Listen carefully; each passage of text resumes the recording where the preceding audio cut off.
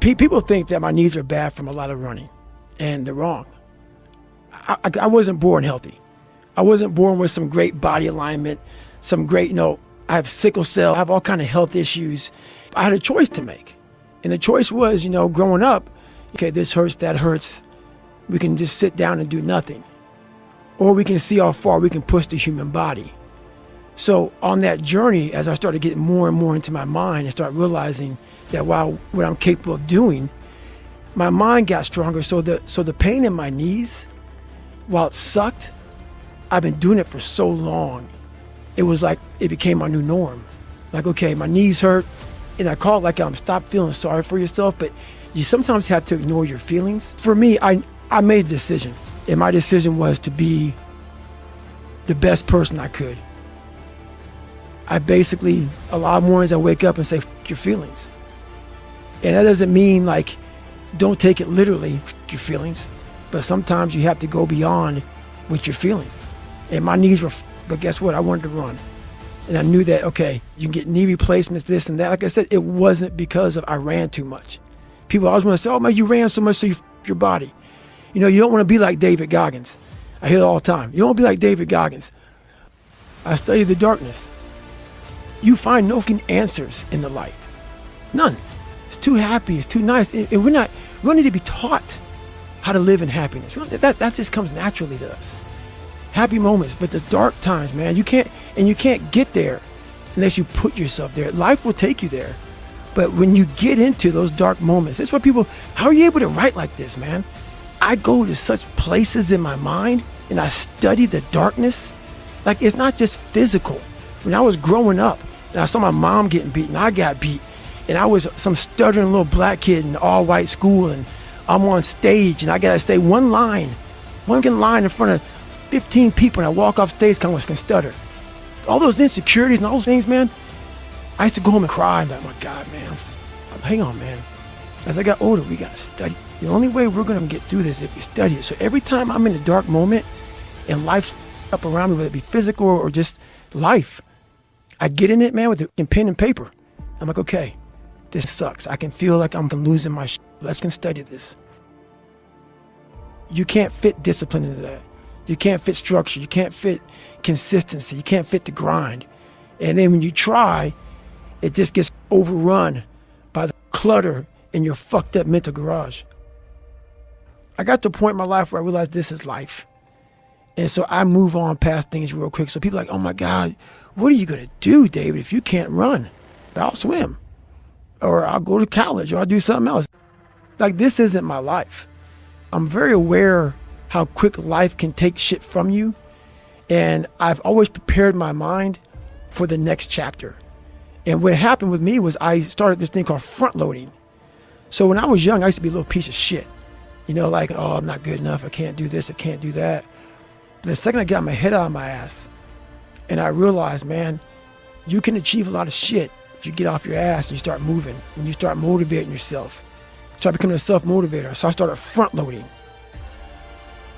Every time I'm in a bad situation, I study it. And that's the only reason I do half the shit I do, is I'm studying this shit, because I know that I never thought I was going to be writing books and trying to help people get better. But I was always trying to do it because I knew I sucked. And so when you're trying to get somewhere, you suck, that you believe that you're a born loser, you are taking snapshots, man. Like, you see something on your phone, like, oh man, I'm gonna take a snapshot of that. I do that in my mind. So when I get in these moments where I'm like, okay, wow, that's good knowledge right there, man. I snapshot it, because I know that I can use that later. I can use this, because I'm not out there most people, they go out and they run, and they go out and they do, and they're like, oh, this is beautiful, look at mountains and this shit. No, I don't like it. My body hurts, I'm hurting. How do we get through this? It's a lab. It's my mental lab. And so when I come home, I'm not forgetting it. And the second, like, every day I get done running, or every day I get through working, or every day I get through studying, whatever it is that brings me to that place of knowledge, I come home and that book was mostly written on a scratch piece of paper in hand. So I come home from running and I write everything out.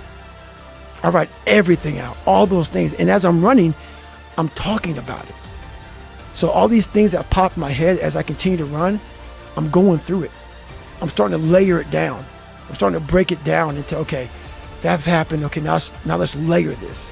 Because that's just not how it happened. It just didn't happen that way. What led up to this? And so it becomes me by myself in school.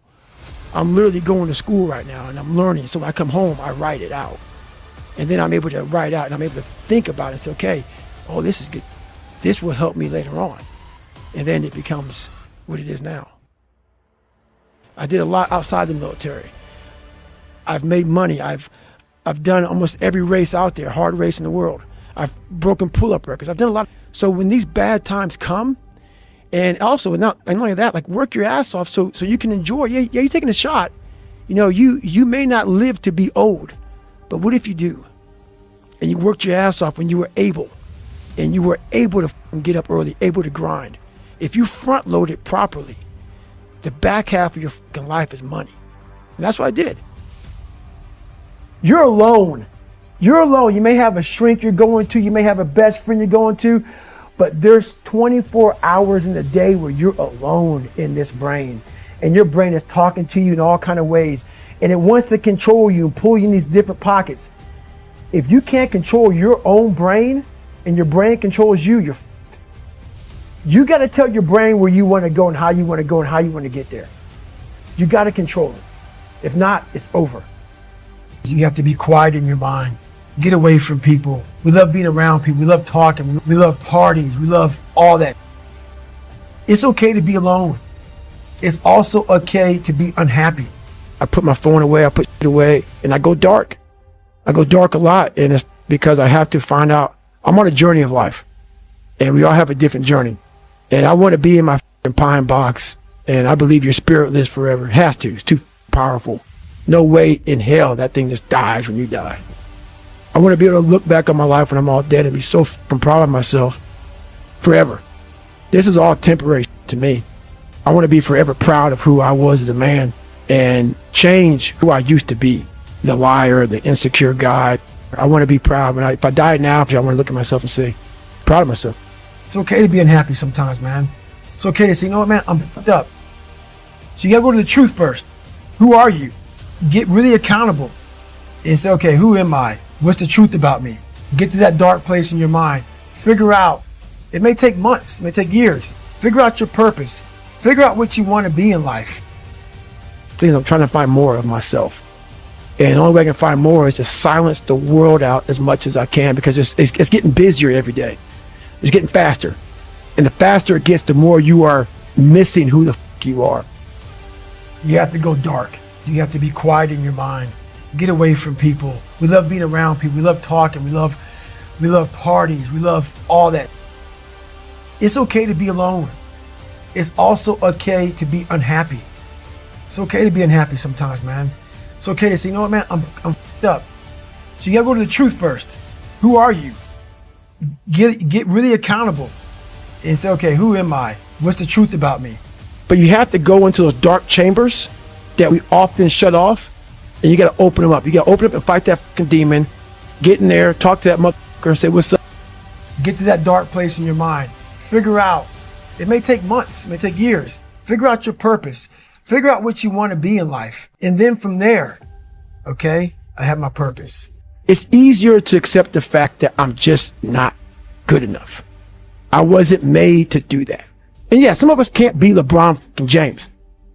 But I'll tell you right now, man, we can do a lot when it comes to this pure arm guts and willpower and getting through shit. We have a lot more than we think we have. And all I did was I picked up that fucking shovel, and that shovel, I made my own path. And you may have big boulders and they may be getting 200 miles up the road faster than you, but going through this path of life, this journey over here that you make yourself, that's incredibly difficult. When it comes out the other end of that motherfucker, some glorious shit you can't even explain to people. How you gain mental toughness, how you become the person you want to be, is constantly facing the things that you don't want to face. If you constantly run away from things that you don't want to face, how is there growth? Because that's all life is one big game. You have to learn and have control over your own thoughts. If you can't control your own thoughts and you have negative thoughts in there, you have to make a negative a positive to get through everything in life. You're gonna die never even trying to reach your full potential. And how's that gonna feel? It should have been you. This was the life that you were supposed to live. But you didn't try to see that that was supposed to be my life. But because I didn't try hard enough, because I didn't put forth every single bit of an ounce of pressure in my body into being better, they ended up being a 300-pound guy that made $1,000 a month, and I was fine there. The second we put ourselves amongst the uncommon people, we don't like that feeling, that challenging feeling that of that person who's waking up at 3:30 in the morning and say, hey, we're going for a run. We don't like that challenge. We like that person who says, hey, you know what, man, I don't feel good today, man. And they say, oh, it's okay, brother. We'll take a day off, man. We'll get a pizza and watch the game. We like that. We love that feeling. Why? Because you understand, man, we're good, bro. We don't want that motherfuckers like this. Hey, man, no, bro. Get your fit on, man. Stop being a punk. We don't want that in our lives. We don't want that person who's constantly challenging our weaknesses. We want that person who's constantly, making us feel nice and good and secure in ours. That's the mediocrity of life. We want to be the best amongst the average people. People wonder, how do you stay hungry all the time? A lot of guys who graduate buds, graduate this, graduate that, they get comfortable. They wonder why I'm getting weak, man. I don't know, I lost my edge. What's going on? Because once you hit the top of the mountain, guess what happened? I'm good. I'm never happy and satisfied with one thing I do. I don't believe in taking days off because your mentality is just feeling sorry for yourself. I deserve this, or I've earned that mentality. And that's what I was saying to myself. Today's self-talk was horrible. I had to stop caring what people thought about me. I walked around and I put these people on a pedestal. Everybody was better than me. So I can't tell you anything about me because you're going to judge me and I'm going to feel even worse than what I am. When it becomes something that steady just pecks at you all day long, no matter what you're doing, I could be talking to you in this voice at the same time, like, what are you doing? What are you doing, man? You're a loser. Where you going, man? This is what you can do your whole life. So it'd be talking to me as I'm talking to everybody. It was almost like I had two people. And I'm like, good God, just shut up. I want to be comfortable. I want to be left alone. I don't want to face all these things that life gave me. But I don't respect a lot of people. Because how am I going to respect you if you're not grinding every day? And I don't mean working out, getting to the gym. Really going out there and grinding. So if you don't know how I'm living my life, how am I going to respect you? So you have to be a hard worker, period, dot. So if you're working hard every day, that's where I gain respect for you. Now you have an opinion in my eyes. If I had to walk, I had to walk. It just became just a process of grinding and grinding. And grinding is not even a good word for it. It's not even a good word for it. Just going further and further. And then when I got through running, I go to the bike. I go to the pool. If I got tired somewhere, my legs were tired, I go to the gym. And I developed this crazy workout where I was doing volume 300 reps of like very lightweight. My workout routine in the gym became sick. In a position where you're just out of sorts, where you can't swim and you're drowning. Where you're drowning. You're drowning in life. But you say, you know what, man? I'm going to figure out how to backstroke or something. I've been in 3 hell weeks, Ranger School, overcome so many obstacles in my life. This last 30 miles of this race is when I realized a human being is not so human anymore. We have the ability to go in such a space if you're willing to suffer, and I mean suffer. Your brain and your body, once connected together, can do anything. And this 30 miles was the life-changing moment. I was out of it. I was in the worst pain in my entire life. I was, to me, on the brink of death. And I was able to chunk this 30 damn miles into small pieces. I was so driven, and I'm not going to say motivated because motivation's crap. Motivation comes and goes. When you're driven, whatever's in front of you will get destroyed.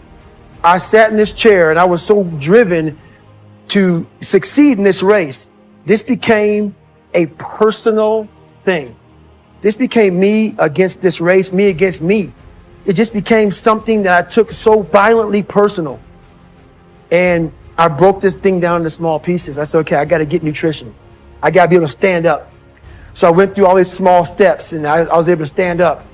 And then from standing up, I was literally walking around with my wife at the time. And she goes, you're not going to make the time. I got to mile 81. And the second she said that, I'm not going to make the time, I ran the last 19 miles nonstop. And people may listen to this and say, this guy is sadistic, he's crazy. No, if you know how I came up, you realize I was just a scared kid that found drive and passion to be something much better than what he thought he was.